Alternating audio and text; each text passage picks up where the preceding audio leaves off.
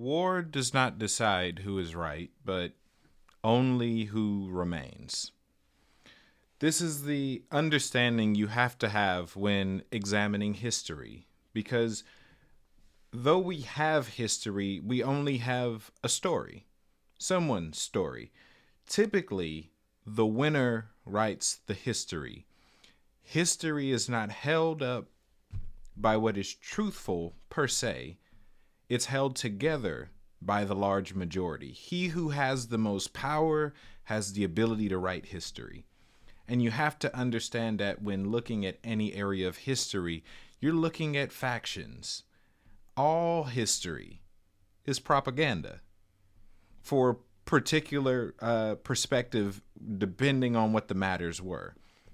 You're looking at the winning side versus the losing side. You're always looking at opposing sides' perspectives in history. And it's been said many times before that every villain is the hero of their own story. Everyone is right in their own eyes.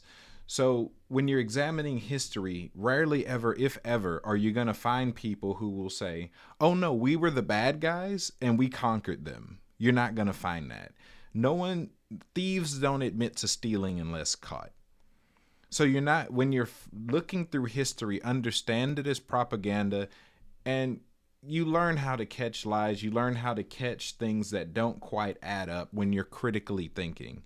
You have to approach history as a critical thinker. Otherwise, you'll just be believing whichever side's propaganda that you associate with the most.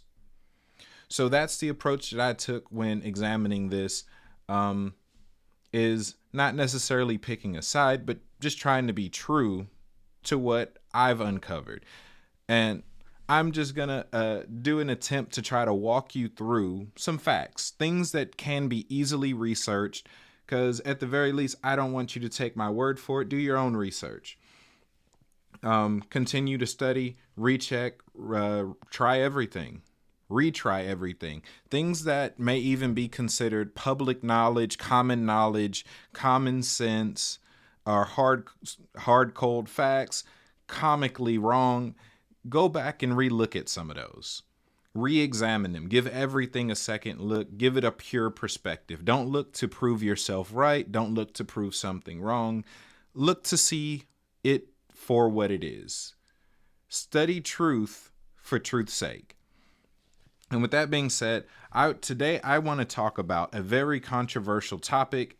It's two topics, and this is something that I've decided to put all in one video because it's a story that has happened many times, and this video could go on forever because, as I said, it's the nature of history. This isn't the first time. This isn't the only two times where something like this has happened. But today I want to focus on these two particular groups because these are groups that in my more recent studies and recent conversations have become areas of not just conversation, but conflict. And this is the understanding of the Hebrew heritage and the Egyptian heritage. And I call it the stolen legacies because these are two cases in which the modern claimers to the name and to the legacy have no genetic connection to the legacies that they're claiming. And I'm going to walk you through some dates and some times. I'm going to walk you through some regions, and you build the picture as you build the picture. Don't take my word for it. I don't even consider this an argument. So let's start off with the more controversial of the two. The Hebrews, or let's just talk about the Jews, Jewish history, and the breakdown of it. So I'm of the belief that there is a stark difference between Judeans and Jewish people. And this is a contrast that many people didn't think to draw, because on a surface level, there's no reason to draw such a connection. So I just want to go over a brief history. So we know that if we're looking at Israel, right? Let's go all the way back. We have Noah, the generations of Noah, and this is as it's laid out in Scripture. you have Noah, who has 3 sons: Shem, Kim, who's mistranslated as Ham, and Yafet. Shem is where we get the term Semitic from. So he's the founder, or the people group that came from Shem's lineage were the Sumerians, or the Shemarians. Well, then we get to Kim, where we get Kemet from. Then there's Yafet, in which Europeans come from, predominantly. Now, when we continue to go down the line of Shem, we get to Arphaxad, and then eventually Eber, who is the patriarch of the Hebrews, the most dominant of his descendants being Abraham, in which we get what is today called the Abrahamic religions, which include, from a modern standpoint, it includes Christianity, Islam, and Judaism. From a historical standpoint, that's not necessarily true. But as far as religion and modern understanding goes, that's all considered Abrahamic. But let's start with Abraham and move through the generations. So we know that Abraham had a son, Isaac. And then Isaac had a son, Jacob. He had Esau and Jacob. Jacob, who would later become named Israel. Israel meaning the Prince of God. This is represented as him stepping into his divine identity. And his sons, he had many sons and daughters, but the daughters aren't given much prominence. And from those sons came different tribes. He had Reuben, Levi, Simeon, Judah, Jasher, and many others. He had 12 sons. I could list them off, but it's not really necessary for what I'm pointing out here. Israel had 12 sons. These are the 12 sons of Israel, and are also the patriarchs of their own tribes. Now, up till this point, they're all considered Hebrews. It isn't until we get to Israel and his descendants that we finally get to what can be considered Israelites, because they now fall under the umbrella of Israel. Well, then we go through his sons, and one prominent figure being Judah. Judah is the forefather of the Judeans, in the sense that the term Judean can refer to 2 different groups. There were twin cities at one point, Israel and Judah. So Judean can simply refer to the people who lived in the city known as Judea, named after one of the Israelites, Judah, the kings. But it's also a term that can reference those direct descendants, those genetic descendants of Judah himself, his direct tribe. So there was a tribe and there was a city, both named after the same patriarch. So you're tracking a bloodline and you're tracking a country. And those people, while today they're called Jews, weren't called Jews in their time, and it's not really about English translations taking over. Judean is a good English translation. Members of the tribe of Judah is a good English translation for this particular group. Now, when we're talking about Jews and Judaism, though today it's backwards branded, and I'll talk about backwards branding a lot later. If you have a better term than that, please let me know about it and I'll start using it. But that's when something has a modern understanding and then it's labeled for things that already exist. Again, I'll talk about that later. But I understand them as being 2 different groups, the Jews and the Judeans. And within Judea, there were 4 specific groups of people, 4 specific spiritual or religious groups that existed. There were the Pharisees, the Sadducees, the Zealots, and the Essenes. 4 different groups that existed during the times of, let's just say, scripture, biblical texts, around the times of the people in the Bible actually existing. Those were some of the groups that existed even more specifically around the time that Yeshua physically walked the planet. There are 4 main groups. Now, while today they're considered 4 different sects of Judaism, in their day they weren't really considered that. They're 4 individual spiritual practices that all existed within Judea. So then we get to, so I've kind of already made my statement for that. Let's look at the history of Jews. If I believe, and I'm teaching that they're separate, well, where did they come from? So the modern day Jewish people, I love them, no hatred towards them, but history's history. Truth is truth. They're not genetic descendants of the Hebrews, nor the Israelites, nor the tribe of Judah. They are Europeans, actually descendants of Japhet, who have adopted the spiritual customs of the Judeans. They're foreigners who adopted a foreign religion in a sense. Nothing wrong with that. But because we now have them today, we then, it changes the way that we look at the past.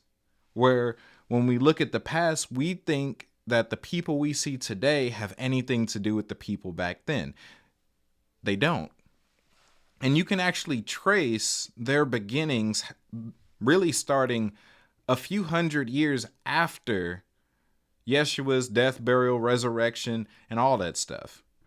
A few hundred years after that is when you get the first inkling of the people group who is considered the originators, the ethnic originators of today's Jewish community. So one belief is that they come from the Khazars.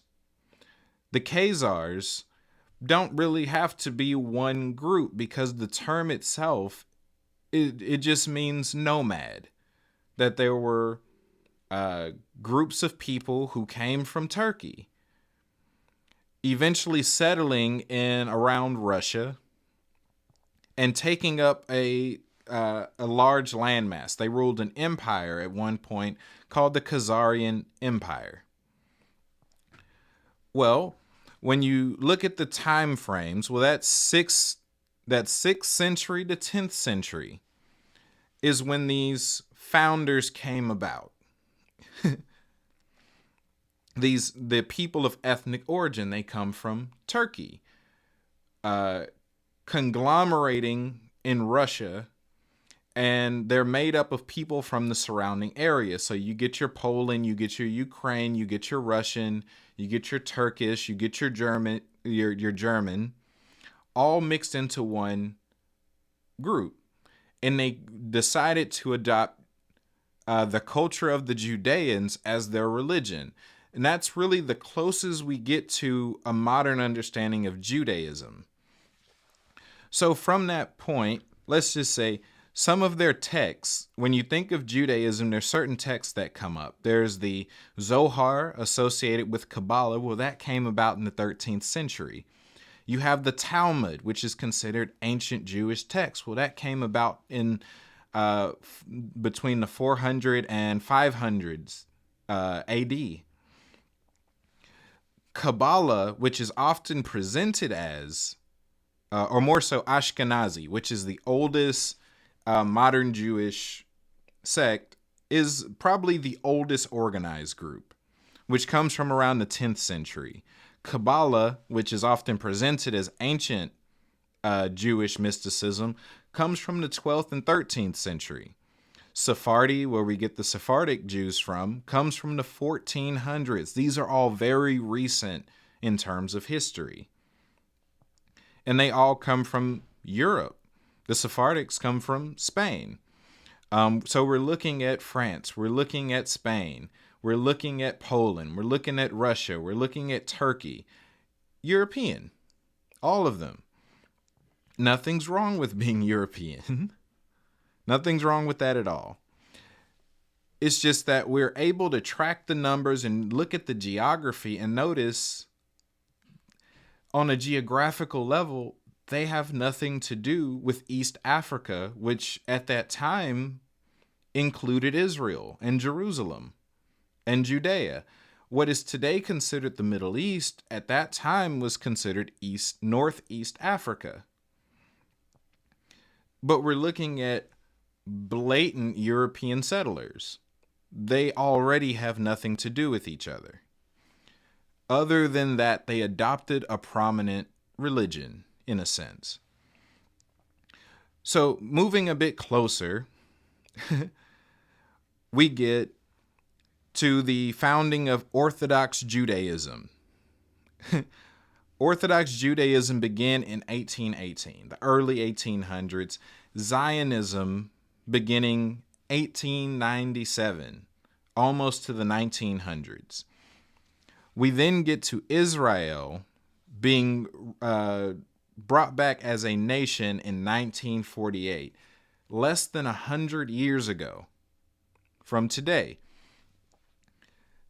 This was the reconstruction of Israel and the supposed return of Jerusalem, which is a little iffy when modern people don't read history.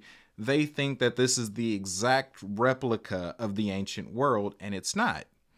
So the people who moved in were Orthodox Jews, they were Zionist Jews, they were Ashkenazi, they were Sephardic, they were Hasidic. They came from these different sects of Judaism, all arriving pretty much after the Khazars. So then we look at even the geography of modern-day Israel versus ancient Israel. Well, in the ancient world, Jerusalem and Bethlehem were part of Judea, not Israel. Yeshua himself was not Israeli, as in he didn't live in Israel. He lived in Judea. He was also someone in direct lineage to Judah.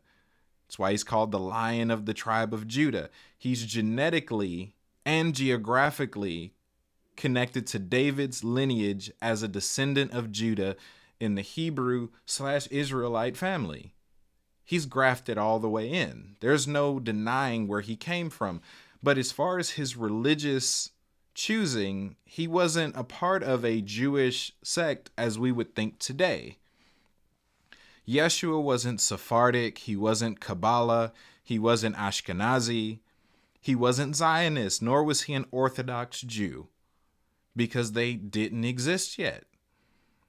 Those groups that created those religions had not come yet. He's about 400 years too early to be a part of what is today considered Judaism. He was a resident in Judea with an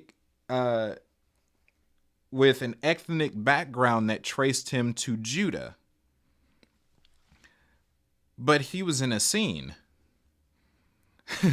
He wasn't a Pharisee, Sadducee, or a Zealot.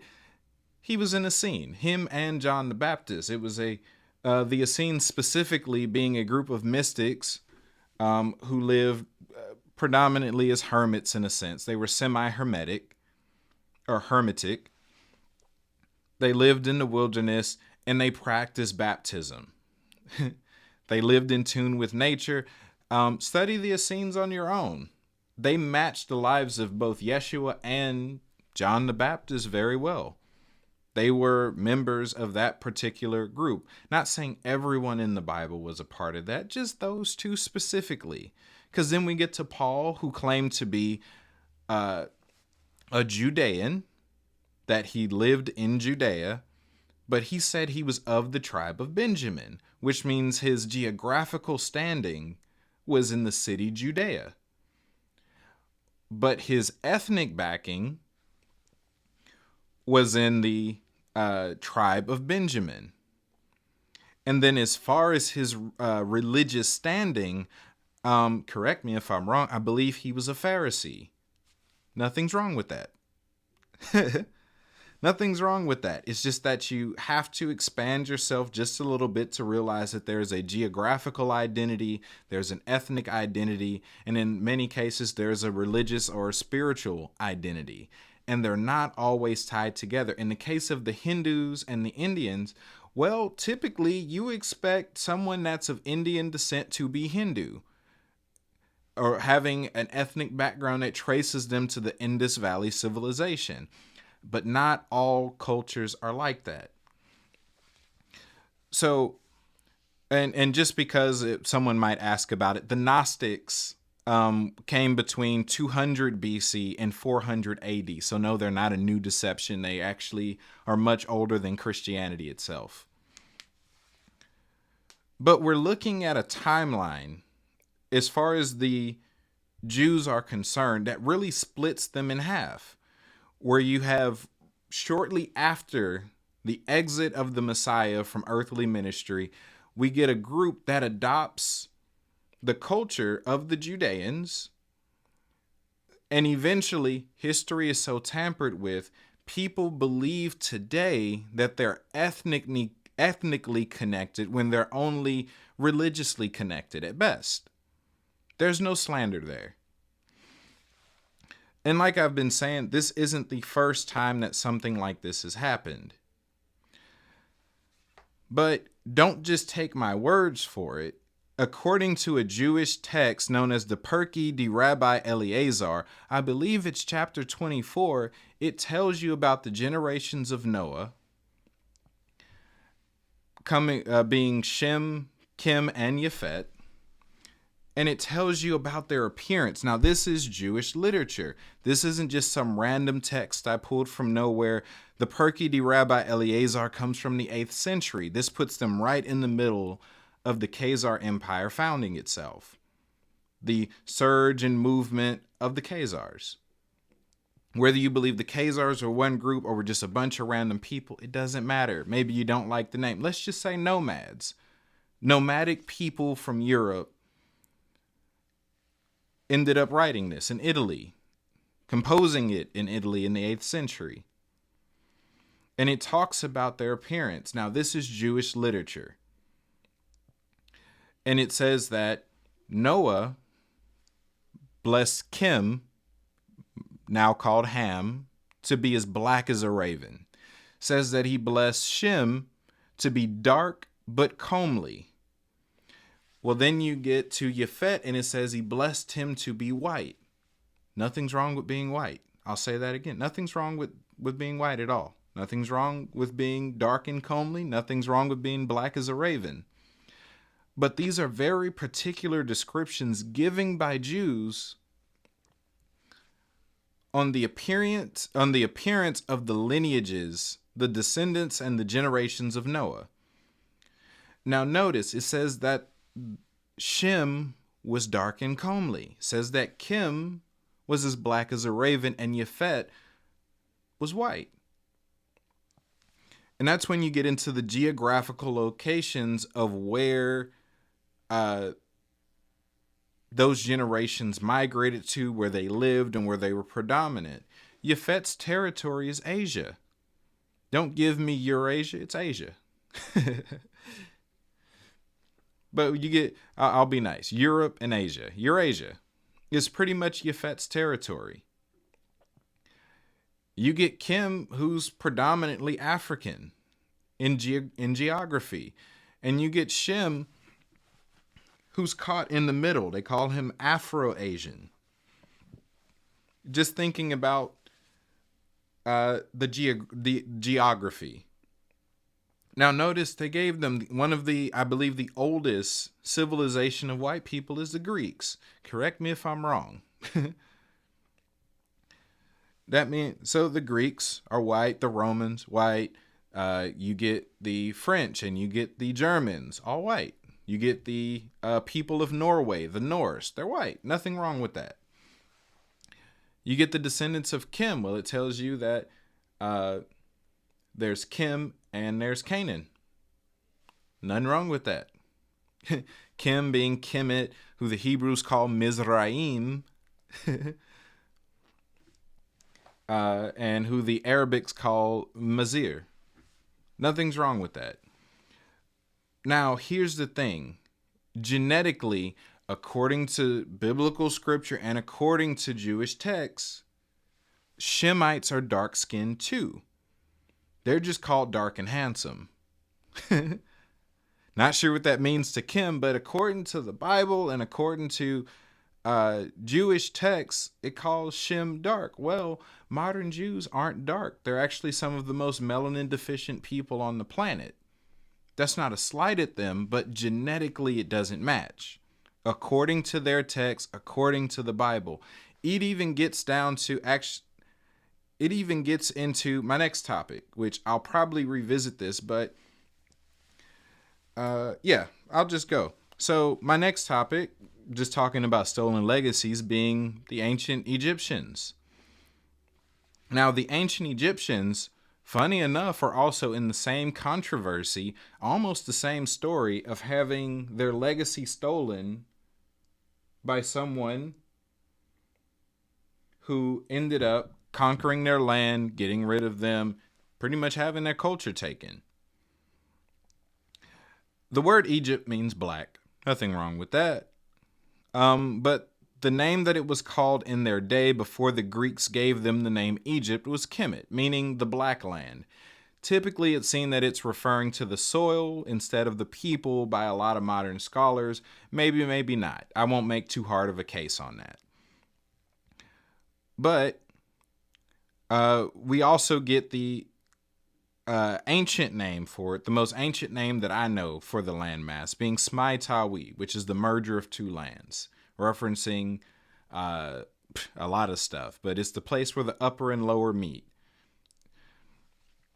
But Egypt has a convoluted history. Well, not really that convoluted, but just that they've been invaded several times, and without knowledge of those invasions, it leads some modern scholars to believe that they were always a multi-ethnic group.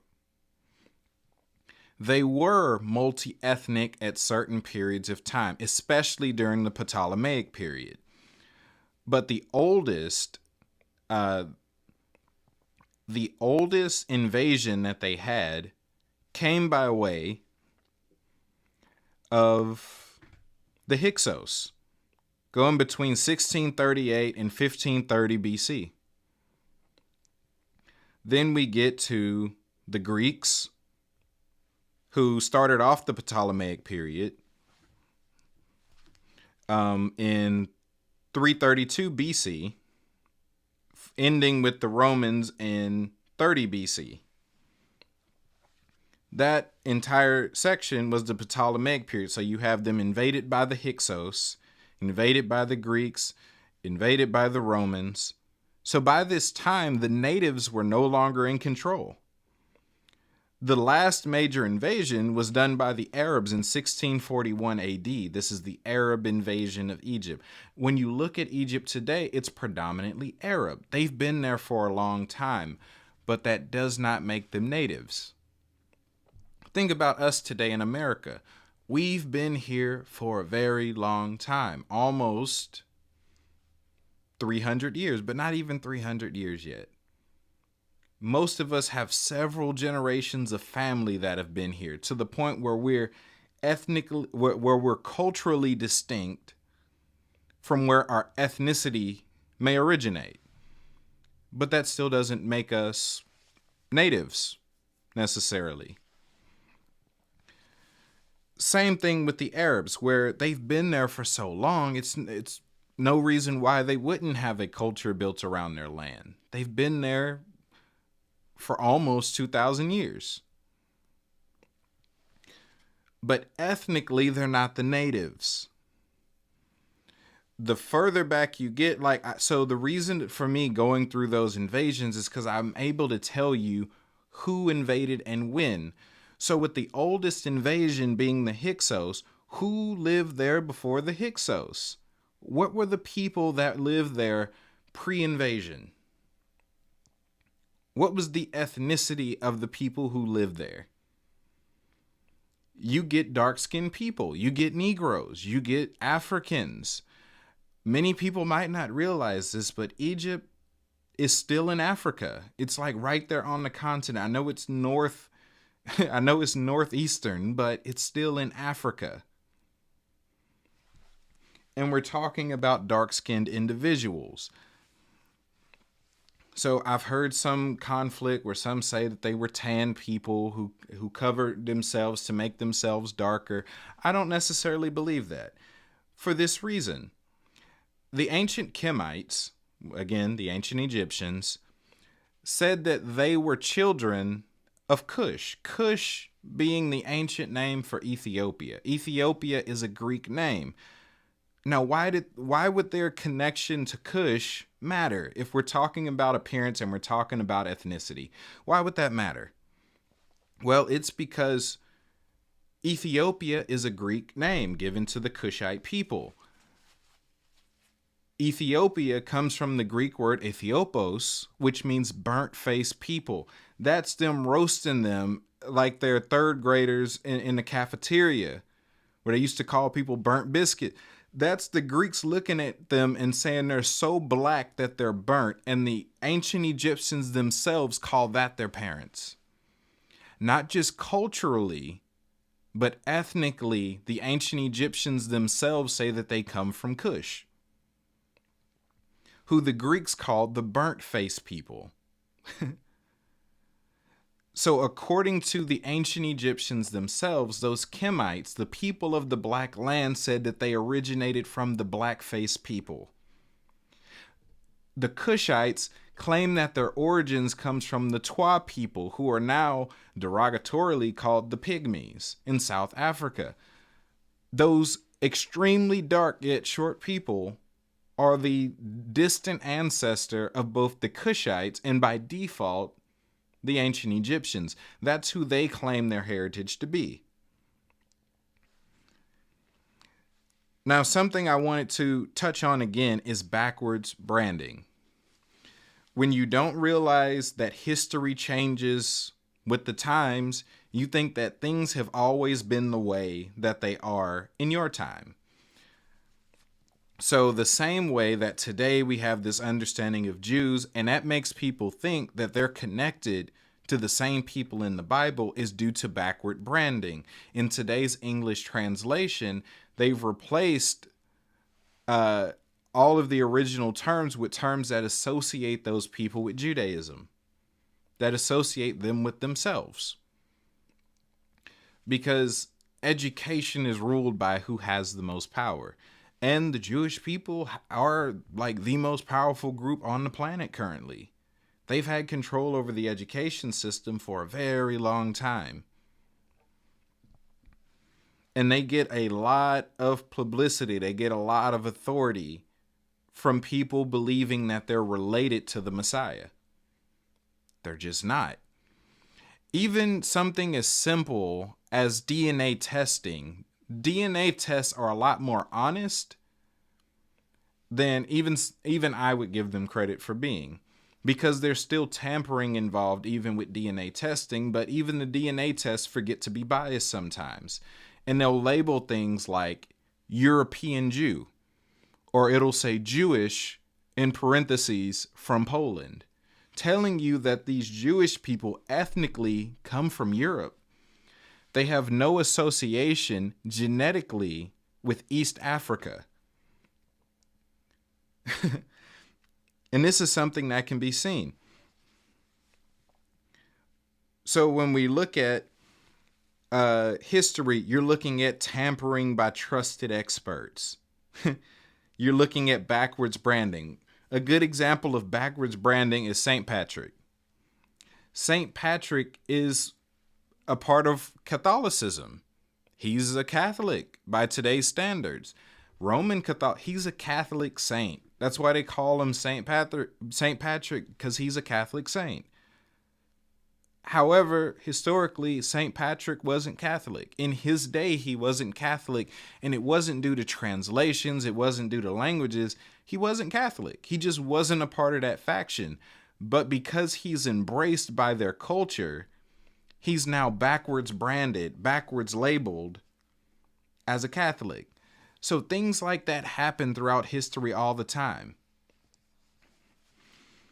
So let's talk a bit more about tampering being done by trusted experts. So today, a great example of this is Dr. Zahi Haas. He is the guy that's over Egyptology in Egypt right now. He's still alive. He runs Egyptology. He's the top guy. And I have some clips that I'm going to share. You can clearly see the man's bias for the research that he's doing, where he's intentionally leaving out certain details because there's a narrative that he's paid to present to the masses, because he is the trusted source of information. You get people like Cheek Anta Diop, Dr. Diop, who in the 50s ran DNA tests on the mummies and different remains all over Egypt and proved that genetically they're African, they're black, they're Negroes, as some people would say. Now, that's not something that Dr. Zahi Hawass wants people to know. He doesn't like that because he's Arab. Why would the Arabs who invaded Egypt want you to believe that they're something other than the natives? They have a reason. He has a reason himself to want to cover this up. Because if he no longer gets to attach his identity to the Egyptian legacy, it changes his level of importance. Now, this isn't the only time something like this has happened in history. For the most part, that is history, where the winner makes themselves look the best, where things were stolen from different groups and integrated into the winning culture, adopted into that winning culture till it became a part of that culture, to the point where you didn't even know that it came from somewhere else. This isn't a shot at the Arabs by any means, but the Arabs just got there. Again, 1641 AD. There's long histories of these people existing well before 641 AD. They're not the natives. They're just the current inhabitants. So I have some clips I want to share. Watch them. As I said, leave your understanding in the comments. I'm open to conversation. Yes, I have my beliefs, but I'm a scientist and a historian at heart. I listen to everything. That's what the inner's all about. So I want y'all to sit back and watch these clips. You can see exactly, it's kind of easy to see. So y'all watch these and yeah. But the CT scan has one more surprise for Alejandro. Shemai's ethnicity. Well, they have just told me that Shemai had Nubian features, which means that their ruling family was probably Nubian, and that was unexpected. Examining Shemai's anatomy closely, the thickness of his bones and the shape of his nasal cavity, the anthropologists think he was a black African, likely from neighboring Nubia. A huge revelation that challenges the prevailing image of the Egyptian ruling class.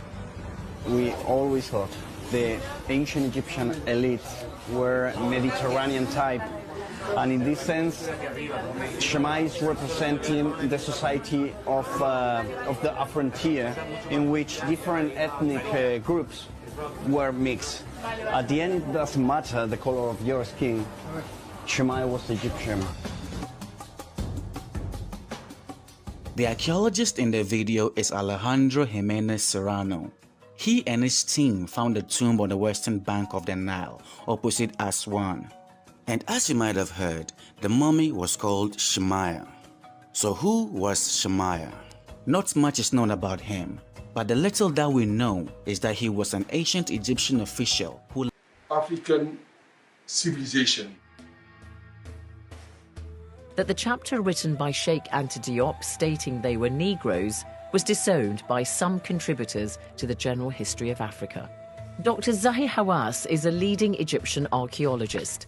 When asked about the ethnicity of the ancient Egyptians, he describes them as being uniquely Egyptian. So why have the Egyptians not carried out tests on the mummies to verify their ethnicity? You cannot make any test. There is some studies to see that the shape of the skull looks like African, but still you will never put a final decision about the origin of the ancient Egyptian at all, because you need really to make a very comprehensive study by DNA, and this will take long time. So how African the ancient Egyptians were still remains a matter of debate for some, even if UNESCO scholars now say the matter is settled and that the pharaohs and their people must be placed firmly within the Black African context. Both halves of Egypt were significant throughout. Egyptologists lying about ancient Egypt. In 2012, Zahi Haas and the Egyptian government conducted research on Ramses III's mummy. It was the first study of this quality on royal mummies. They discovered that the king was murdered through a plot fomented by one of his wives. The results were widely publicized, but some key details remained hidden. The relationship between the king and a nearby mummy was determined using genetic kinship analyses. The man was Ramses' son. Both were Y-DNA-E1B1 carriers, the most common haplogroup in Black Africa. Surprisingly, that info never made the news. Something unusual, since they've been flooding us with studies on non-royal mummies lately. A decade later, Zahi Haas admitted that the skulls and complexions of Shemites resembled those of Black Africans. The skull looks like African. No, they were dark skinned, but they were not black. But they're not Negro. And we now know he is aware that many Egyptian pharaohs were genetically linked to Black Africans. Regardless, he insists that they were not Black. So, yes, experts are lying about it. Then go to Egypt, it's a completely different experience. Because when you're there, looking at the tools and the pieces and the great pyramids and the depth of the capacity of these individuals, you will know all through your soul the bullshit the Egyptologists are telling you is exactly that. It's just complete nonsense. It's almost just like a cover Egyptology. Who's ever even heard of any other form of archaeology, other than archaeology? Egyptology was specifically formed in conjunction with the CIA. You look into Dr. Haas. I sat and had dinner with the guy, had deep discussions with Dr. Haas, who's the curator of antiquities and the one that manages everything. Find out where he went to school and who he was interacting with. The whole Egyptological thing is a cover to just completely suppress the truth of what's really going on. All right. So, y'all just got done watching the videos. It seems pretty clear to me that he's tampering with evidence. Now, we can only say this because we now have footage. We have recordings. We have video. We have audio of these scientists. Even one of the guys wasn't actually a part of his group, I believe.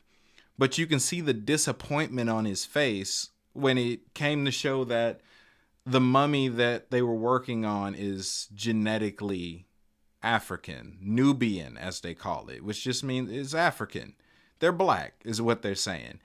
They were visibly disturbed. Imagine what happens when the cameras aren't rolling.